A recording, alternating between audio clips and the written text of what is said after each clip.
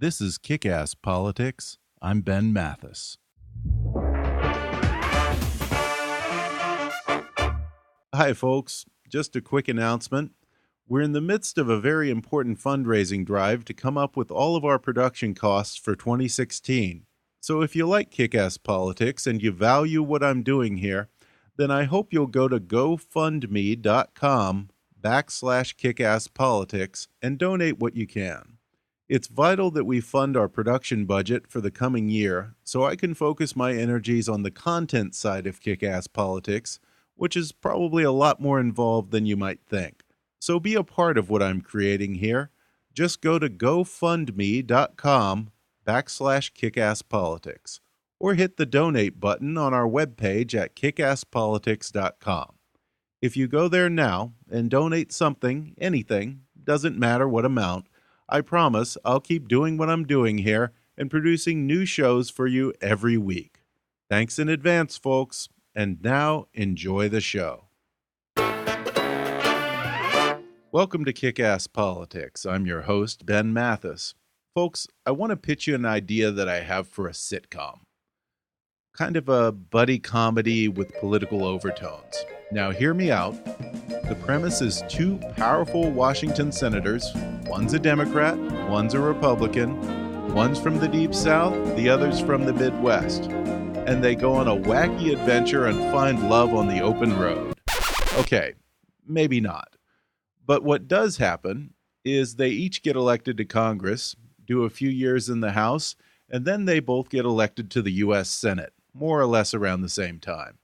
As senators, they work their way up the ranks, and eventually both make it to the top as the leaders of their respective parties in the Senate. And that touches off a friendly little ongoing competition to be the top dog in the U.S. Senate. Over the next 10 years, both men learn not to get too comfortable in the big office as they ping-pong back and forth between majority leader and minority leader. But when you're the two most powerful men in the Senate, you're insulated by chiefs of staff, press secretaries, aides, other senators, and it's hard to get anything done if you can't pick up the phone and talk to the guy on the other side of the aisle. So one day these two get the bright idea to install a red phone between the majority leader's office and the minority leader's office. These two senators figure they swap desks more than an office temp, so regardless of which one of them is minority leader or majority leader on any given day, it's still going to be just the two of them on either end of that direct line. And when they do that, something crazy happens. The more they communicate, the more these two guys from opposite ends of the political spectrum actually get things done.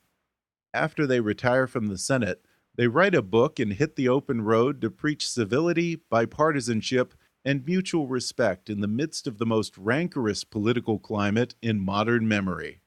Their book is called Crisis Point: Why We Must and How We Can Overcome Our Broken Politics in Washington and Across America. And those two senators are Trent Lott and Tom Daschle.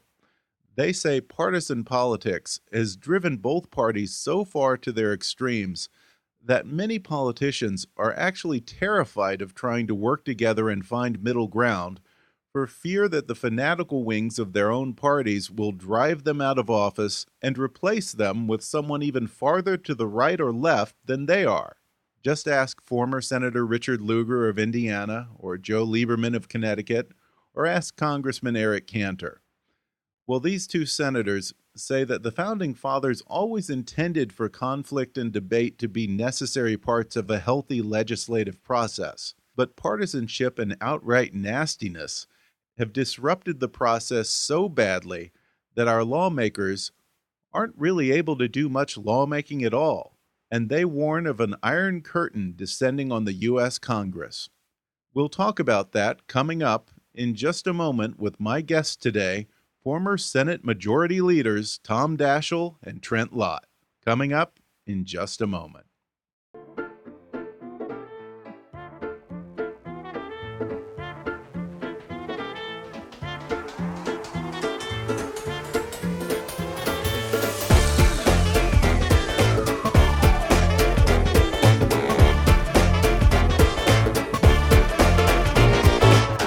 Hollywood to Washington, it's time for Kick-Ass Politics. And now here's your host, Ben Mathis. Well, folks, some podcasts may have one senator. Occasionally, they may even have two senators. But today, I have in studio with me two former Senate Majority Leaders. Not only that, but two-time former Senate Majority Leaders, Senator Tom Daschle and Senator Trent Lott. Guys, welcome to the podcast. Thanks for coming in. Thanks for having us. Glad to be here, Appreciate it. Well, you have a new book called Crisis Point, Why We Must and Can Overcome Our Broken Politics in Washington and Across America. First off, who is your audience for this book? Is it the American people, or is it the politicians who are the ones who seem to be part of this whole problem? Actually, we think it's all of the above, Ben. We really believe that the American people have so much at stake right now. Our country really has to come to grips with the fact that we've got a dysfunctional government. And until the leaders of our country and the people of our country come together to realize how broken things are, we really don't believe we're going to be able to address it.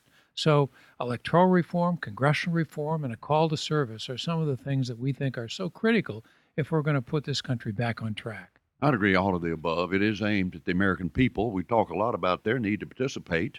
The voter participation rate is, unbelievably low, 38% in 2014. So we talk a lot to the American people about their role, their civic responsibility, how we can help get higher turnout and greater participation. But it's also aimed at people that are running for office. But to me, it's aimed to a lot of people in Washington, like the president or the future president and the members of Congress. They've got to find a way to communicate and work together to get positive results for the country. Yeah, and it's interesting because you mentioned turnout just now, and in the book you talk about that being one of the keys, how turnout has decreased year after year and gotten worse, and that's only feeded the divisiveness and the need to appeal to the base, and that's part of the problem, isn't it? I had a constituent once who said, I never voted, just encourages them. And I think what she meant by that is that she's so turned off by it that she doesn't want to participate. And that's kind of intuitive, I guess. If you don't think things are going well, you don't want to be a part of it. But it's counterintuitive to suggest this, but we believe it's all the more reason to be involved, to vote, to participate, to send your voice, to make sure that the far right and the far left don't dominate the political landscape as they have been. We need to bring the American people back to part of the dialogue again. And that is not what we're seeing. When voter turnout is this low, only the extremes get their voice, and that isn't the way it should be. You know, both parties now talk about appealing to their base, which is a term we didn't really hear until the 90s, and it has grown and grown. When I ran for Congress the first time as a Republican in South Mississippi, where a lot of people had never seen a live Republican, I didn't have a base. What I wanted was everybody, whether they were old or workers or professional. I was out there trying to get the few that thought that they were Republicans, but also a hell of a lot of Democrats and independents. The base was the people. And, I went after them regardless of what their economic status was or even what their philosophical base was. What I tried to say is, look, I'm young, energetic, I've had good experience, give me a chance to do the job for you. And they did. Well, one of the other problems we face, and Trent and I have talked a lot about this in the book, is, it used to be that the voters picked their politicians and they picked their leaders. Now the politicians are picking the voters by the way they design the districts, where it becomes 85% predictable, Republican or Democratic. And that's really, again, alienated a lot of the voters. So what we've got to do is to go back and make sure that these districts are competitive once again, so that it isn't just the base that has the voice, that it is the middle and all of those who really want to be a part of the process but don't feel they're welcome anymore. But hasn't the gerrymandering always been a problem way, way back? I thought we were getting better at this. There are some areas where we're getting better. Some of the states like Florida and Washington State in particular have done a good job. How do you set up a truly nonpartisan or an independent commission? It's almost impossible. I guarantee you that, if I were involved in Mississippi, I'd try to make sure that commission leaned my way. But in Washington, what they did in designing the districts, they picked one highly respected Republican, one highly respected Democrat, only two that had hearings all over the state. Then they drew the lines, but they had to both agree to those lines. And the result was that people all over the place felt like, hey, they did a good job. Now, You also, particularly in the South, you have the 1965 Voting Rights Act.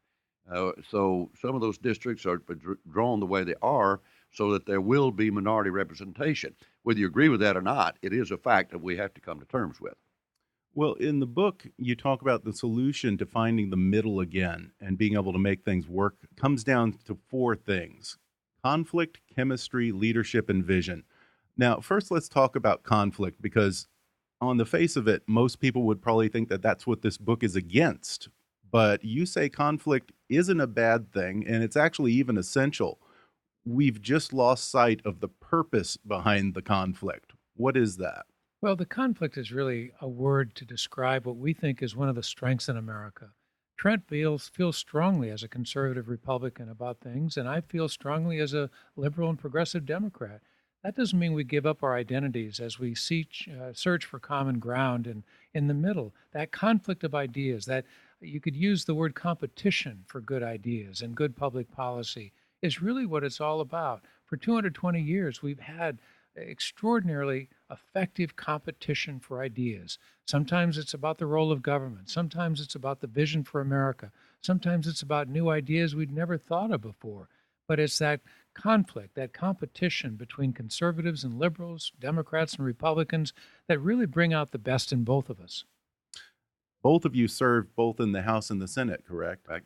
And the founding fathers originally described the House as the teacup with the boiling hot water, and the Senate was supposed to be the saucer where the water cooled down a little bit. The more rational, deliberative body. In this day and age, it seems that the Senate has been infected with the same angry mob, torch-wielding mob mentality of the House.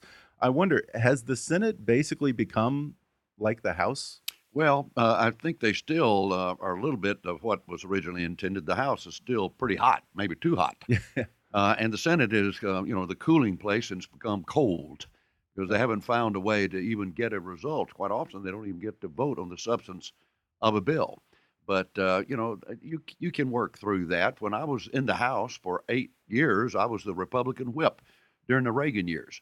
And we won for 6 years almost every vote over and over again. And we did it by holding most of the Republicans, but not all of them, and getting a pretty good number of Democrats, including 40 or 50. But also we had a president who would work with the Congress, Democrats and Republicans. He talked to us. He met with us. And to his credit, we had a liberal Speaker of the House of Representatives named Tip O'Neill. They were friends, a couple of Irishmen. They would have a little drink and laugh at each other. But Tip O'Neill made sure that President Reagan's issues were voted on. He didn't even have to do that. That was a special time in many respects, and it's a perfect example of how it can and should be done again. But one of the big differences, Ben, between then and now is how much time was spent in Washington. Back then, Trent and I both moved our families to Washington. One of the reasons we had the chemistry we did is that we got to know each other socially. We got to do things together. And that built an environment that created the relationship that allowed the communication to move the legislation. That no longer happens. People leave on Thursday, they come back on Tuesday, and they try to run the country on Wednesday. They don't know each other like they used to. The money chase is a big reason for that. There are so many factors, but we've bashed Washington for so long. Now it's almost just unheard of to move your family to Washington. So if you can't spend any time there, you don't have the ability to do the kind of legislating and the kinds of things that are so critical to good governance, just as importantly today as it was back 30 and 40 years ago. And, the job is in Washington, after all. Yeah. I went home every other weekend for 17 years. I stayed in touch with my constituency. They knew who I was. I knew them, and they were comfortable with that. And they gave me a lot of leeway because I kept communicating with them. Sometimes I led in a way they didn't always agree or vote the way I always agreed, but I tried to explain it.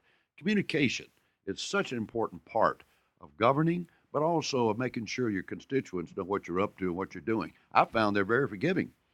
If you explain that what is the rationale. Remember, this is a Republican form of government. This is not where we govern by referendum. This is where good men and women are sent to Washington, in this case, the Congress, to study the issues and learn what's best for the country and vote accordingly. Yeah, and one of the things that I loved in here was Senator Daschle. You said that you think one of the biggest enemies to bipartisanship is the airplane. Well, that's really shorthand for what we were just describing. I mean, the airplane has made it so much easier for people to leave. In the old days, you stayed. I had 4 paid trips when I first was elected to the Senate or the House in 1978. 4 paid trips home, and so you didn't have the luxury. Now there's no limit. You can get paid for as many trips home as you want to make. And people are gone because their families are in their states. They've got to go out and raise all this money. So there are all these reasons not to be in Washington. Over 50 members of Congress sleep on their sofas. That gives new meaning to public housing, but it's not really something we think is a good idea. But we've got to really go back to figure it out. One of the ideas that we feel strongly about is Congress ought to have votes 5 days a week, Absolutely, 3 weeks a year, or 3 weeks a month, and if you had Monday votes, Friday votes, and you had votes all that block of time, people would look differently at how much time they've got to spend in Washington, get to know each other, and you'd finally start moving legislation. Legislating takes time, and the Congress is not just about passing bills or stopping bills. It's also about taking a look at what they did. They don't have time now when they come in and out of town so fast to really do investigations and hearings and oversight of agencies and departments. And I think that's one of the reasons why government continues to grow and expand, endlessly. They don't take the time or have the time to do what needs to be done. Yeah, and I think back to a number of senators, but in particular Liddy Dole, Senator Elizabeth Dole. She got ran out of North Carolina because they said that she didn't spend enough time in the state. Well, you have to do that. You do. But it seems that we obsess with building relationships with our constituents or with your constituents, but not building relationships with other senators and other congressmen. And it makes it very hard. Very, very important. When I was in the House, I lived on a street in Northern Virginia where our kids went to school. And on that same street was a Republican from Ohio and 3 Democrats from Louisiana. Our kids played together. Our wives are friends. We enjoyed each other's company socially. And when I was counting votes for Ronald Reagan in the House of Representatives and for the American people, if I needed to get information about Democrats, I could go across the street and ask John Bro, say, what's the deal? And he would speak to me honestly. I don't think that happens now. And it doesn't have to be. I think it's almost a false choice to say constituents or Washington. I think you can do both if you manage the time more effectively, if you show the leadership necessary to schedule that allows careful consideration of these extraordinary challenges we face today and ways to solve them. In this digital technological age with the internet, it ought to be easier to do that. No question. Well, all of this speaks to the second point that you make in the book, which is what you guys call chemistry. Now, we're not talking about, the eHarmony, Match.com chemistry, but there is kind of almost a similar element to this. So explain the kind of chemistry that you're talking about among legislators. Well, first of all, it's respect for people of different points of view. In the case of Tom and me, we not only communicated a lot, we even had a red phone on our desk. When I picked it up, it rang only one place, on Tom's desk. So we could talk around our staff sometime, and without going through the media, we could talk directly about what we were trying to do on an important issue for the country. So that was an important part of it. But also, was it red? It was red. Yep. Okay. Mine was. I think you couldn't lose. You couldn't. Neither of you could launch a nuclear strike from it, though. That's right. Okay. But that was all. It was a harmless phone, except for the fact that we could talk with each other. We did talk quickly the day of 9/11 when we were both in our offices and realized we were under attack. He was the majority leader then, and I picked up the phone and he answered. I said, "Tom, I think we're fixing to be hit next. We better get out of here. Order the evacuation of the Capitol," which he did. Wow. And but it's a matter of trust. We agreed from the very beginning we weren't going to surprise each other. We tried to see, what needed to be done to get a result. After 9/11, how did we do all the things we needed to do for the airline industry that had been severely damaged from the city of New York City? When they hit New York, they hit America. And we passed a lot of positive legislation in the aftermath of that. And so we had to, communicate. And sometimes our respective conferences didn't necessarily want to move. And Tom and I would have to go to the floor and say, ladies and gentlemen, this is about our country. We're calling this bill up, and we're going to vote today. And you know what? When we took that position, people followed. Leadership needs followership. But most people will follow a true leader if you get out there and explain what you're trying to do. I feel like we've kind of lost that now. but it's almost impossible to overemphasize how critical chemistry really is. If you don't have that chemistry, if you can't talk to one another, if you can't trust one another, you aren't going to be able to communicate in a way that allows you to bridge the differences that exist philosophically in dealing with this so-called competition of ideas that we're facing today and that we've always faced historically. Chemistry is essential. And what we do in the book is try to find as many ways as possible to suggest ways that we can rebuild the chemistry that Trent and I had the luxury to experience the entire time we were both in office. There was a great quote from John C. Calhoun about Henry Clay. He basically says, I hate Henry Clay. I can't stand him. I wouldn't even speak to him. But by God, I love him. It's a great quote. Now, is the red phone still there? Do you know? Unfortunately not. They don't exist anymore, and they wouldn't have to be read, but we just think that notion is a good idea. There are a lot of other ways you can do it, but the fact is that we don't have the same environment today. Leadership doesn't talk to each other like they used to. We don't have the communication with the president that Trent and I both talked about with our relationship with President Clinton in particular. Those kinds of things don't exist today, and that's part of the problem. Yeah, and there's a lot to be said for being able to cut through all of the aides and all of the different layers between two leaders. Well, let me give you a glimmer of hope, though. Yeah? Of how it can work. I could use one. And how it has worked recently. A few years ago, Paul Ryan, who was then chairman of the, the Ways and Means Committee or Budget Committee, worked with Patty Murray, a Democrat, in the Senate, designated by the Democratic leader, to come up with a budget agreement. John Boehner and Nancy Pelosi came up with an agreement on the so-called doc fix. It had been hanging over the Congress for 10 years, and they came together and made it happen. They did a highway bill this year. How did it happen? It happened because Bill Schuster, who's one of the best legislators in the House of Representatives and in the Congress, worked with, guess who? Barbara Boxer of California. And they produced a highway bill that will help with infrastructure in America. It can happen, and it happens a little bit. We need more of that. Yeah, the problem is, though, that you have the Tea Party that basically tried to drive the speaker out of the House after that. Well, they did. Yeah, and they did. Yeah, you're right. They succeeded. Well, we're going to take a quick break, and then when we come back, we'll talk about some of the possible ways to fix America's partisan divide with my guests today, Senator Trent Lott and Senator Tom Daschle. Back in just a moment. Folks, do you like to read but you don't have the time? Give audiobooks a try. All those times you spend listening to this podcast, you can also be listening to a great book. You can play it on your drive to work, on a run, in the bathtub, while cooking, or just sitting and enjoying one of those rare stolen moments. And right now, you can download any audiobook you want for free with a special promotion for our listeners from audible.com. Just go to audibletrial.com/kickasspolitics for a free 30-day trial and a free download of any of Audible's 180,000 titles for your iPhone, Android, Kindle, iPad, or MP3 player. That's audibletrial.com/kickasspolitics. Or click on the sponsor link on our webpage to download the free audiobook of your choice. And now, back to the show. We're back, and I'm talking with Senators Trent Lott and Tom Daschle about their new book, Crisis Point.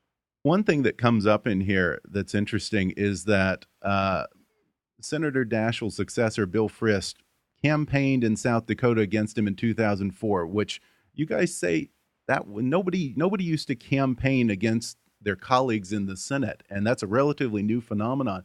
And it seems that when you do that, that's kind of hard to come back from. Well, it's hard to shake hands and break bread after you've done that. With leadership positions. Yeah. Because the leaders of all people have got to be able to communicate and talk and respect each other.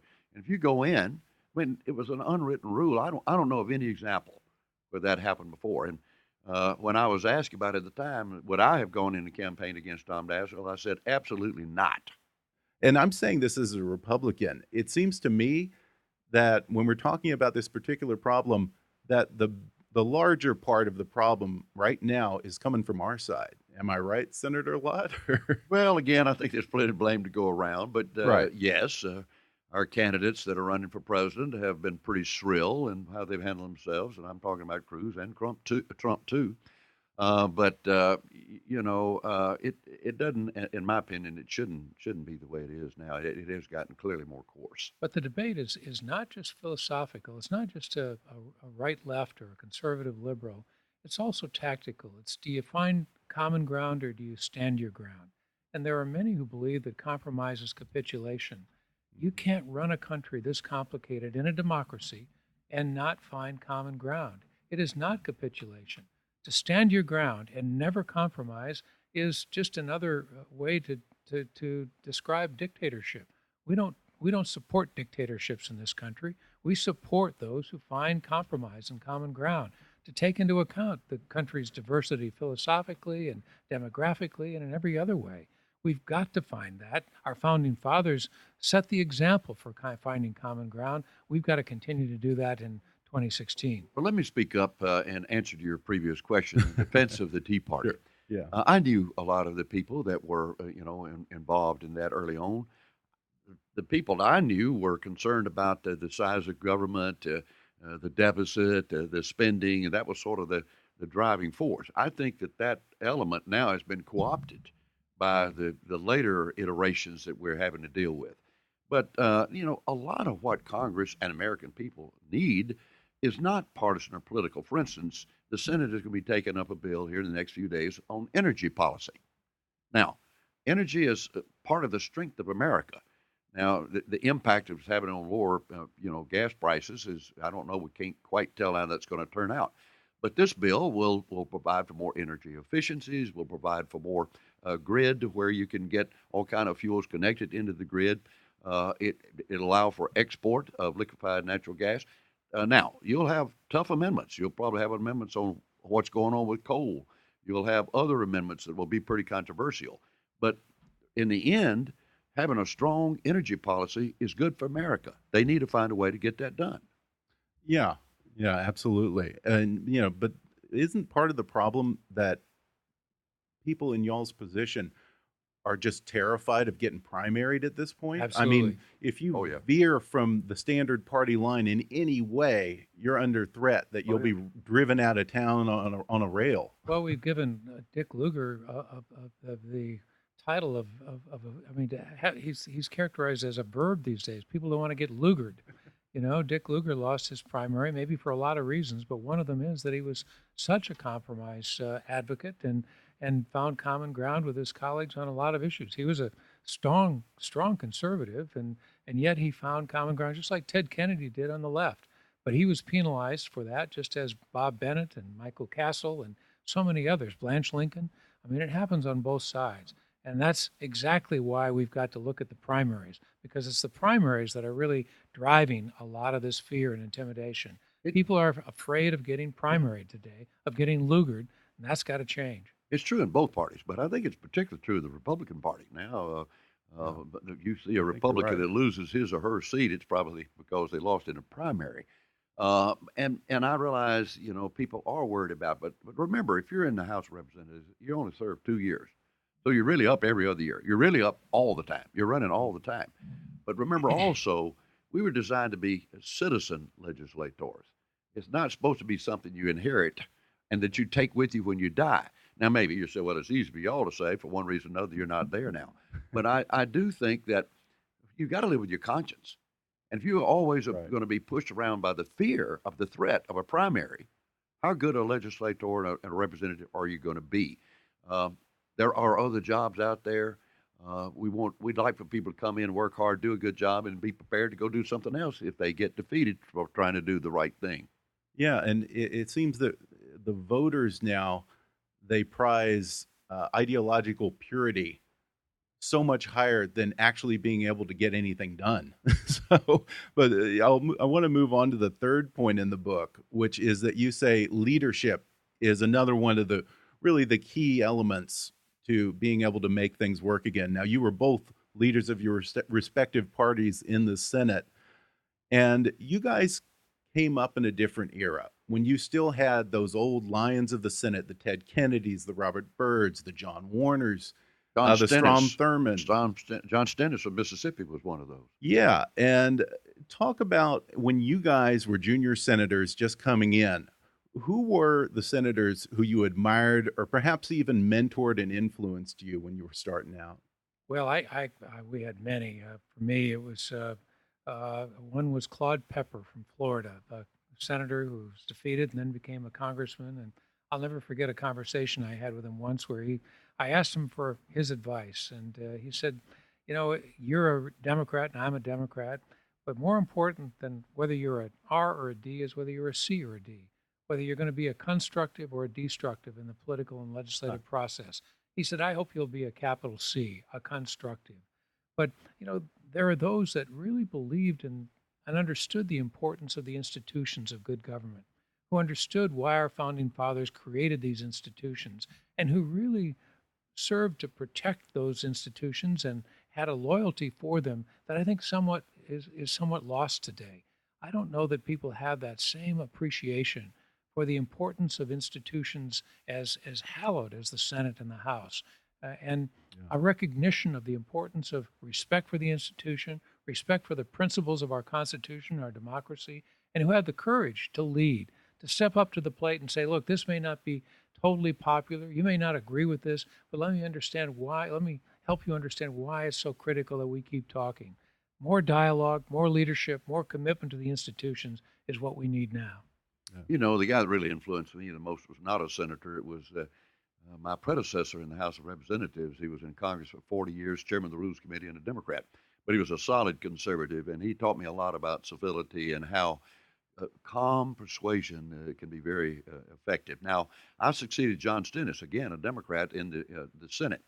He was known as the conscience of the Senate because of his ethics and his stature within his colleagues. He also had a saying that really stuck with me when I first came over to the Senate. He said, well, young man, when some folks come over here, they grow. Others just swell. What he was saying there is grow, learn the institution, get the job done. Don't just get your head swelled and thinking you're some sort of a great statesman. But also, I learned a lot from watching people like Howard Baker and Bob Dole. And let me tell you, Ted Kennedy. We fought like tigers. I disagree with him on a lot of issues. On a few issues, we worked together. But you had to respect him because he was one of those lions of the Senate. Here's the question. Who are the lions of the Senate now? And you need that. You need the young blood like Tom and I represented, but you need the statesmen, the older men and women that have been there and can really guide you in how you do your job and also in your principles. And there's a quality of a good leader that both Trent and I think, subscribe to, and it's an expression that I've used many times, and that is the best way to persuade is with your ears. That is, you've got to be a good listener in addition to a good talker. And what we need are more listeners today, and I'd like to see that happen on both sides of the aisle. In the book, you talk about third parties, and these days that seems to be coming up more and more. There's talk of a Michael Bloomberg third-party run, talk of former Senator Jim Webb going for a third-party run. You guys say that's not the answer to finding the middle ground. It doesn't have to be. Obviously, we've had a lot of third-party movements over the years in history, but I think the real answer is to take the two-party system, this competition of ideas, this importance we put on chemistry, this critical need for strong leadership, and make this two-party system work again. It's possible. We've done it before. We can do it again. I agree with that. Well, before we go, you talk about traditions being important to developing respect for the institution. Before we go, do either of you have any of those traditions that you miss? Oh, absolutely. There are many. One is that you carve your name in the desk that you sat in on the Senate floor. And carving your name brings about this notion that you're part of history. And being part of history, I think, brings about this kind of respect for the institution itself. When I came to the House of Representatives, where I had been the whip for 8 years and always in the minority for 16 years, I came over to the Senate. I was kind of a partisan, hard-nosed warrior. And that was my attitude. I started rocking the boat. Within 6 months, I figured out I was making people mad and I wasn't getting anything done. I was concerned I wasn't going to be able to do anything for my state and for my country. I took 6 months to learn the rules of the Senate, to talk to senators of both parties and all philosophies and say, tell me how to do this job. After 6 months, I put those principles to work, and 6.5 years later, I was a majority leader. Well, good stuff. The book is called Crisis Point. Why We Must and Can Overcome Our Broken Politics in Washington and Across America. Now, everyone listening should read it, and I'll include Amazon links in the to order it on the show notes and on the website. And I have a suggestion that I think your publisher is going to really love. I want listeners to buy 3 copies, 1 for themselves and 2 to send to your congressman and to your senator, because those are the people who really need to be reading this. How about that, guys? I like it. Thank you, Well, Ben. Senator Trent Lott and Senator Tom Daschle, thanks for coming on the show. Thanks for having My us. pleasure, Ben. Absolutely. Thanks again to Senators Trent Lott and Tom Daschle for taking the time during their book tour to swing by and come on the show. If you enjoyed this episode, then check out their new book, Crisis Point: Why We Must and How We Can Overcome Our Broken Politics in Washington and Across America.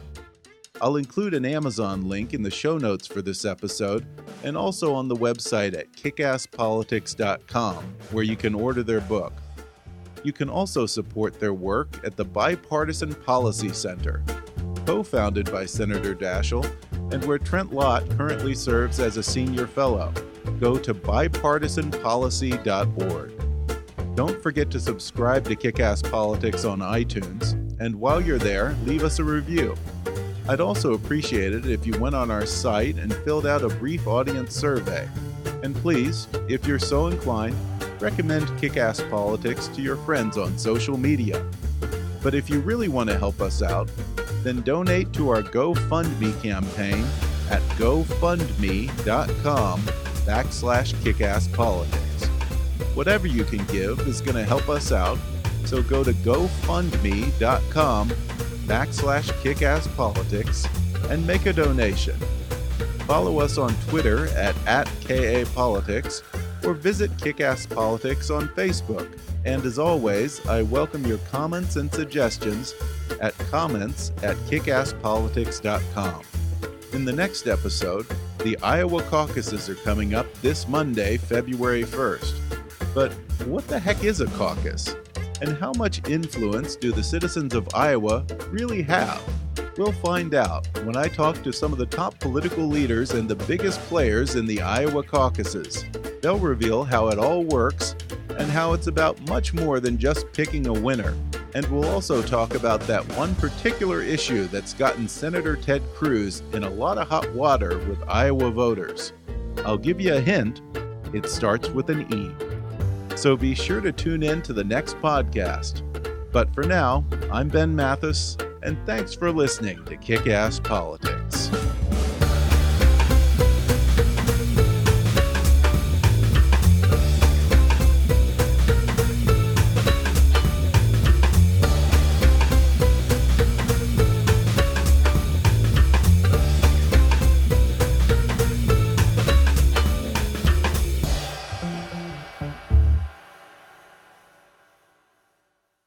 This podcast may not be reproduced without express written permission. Kick-Ass Politics is a trademark of Mathis Entertainment, Inc.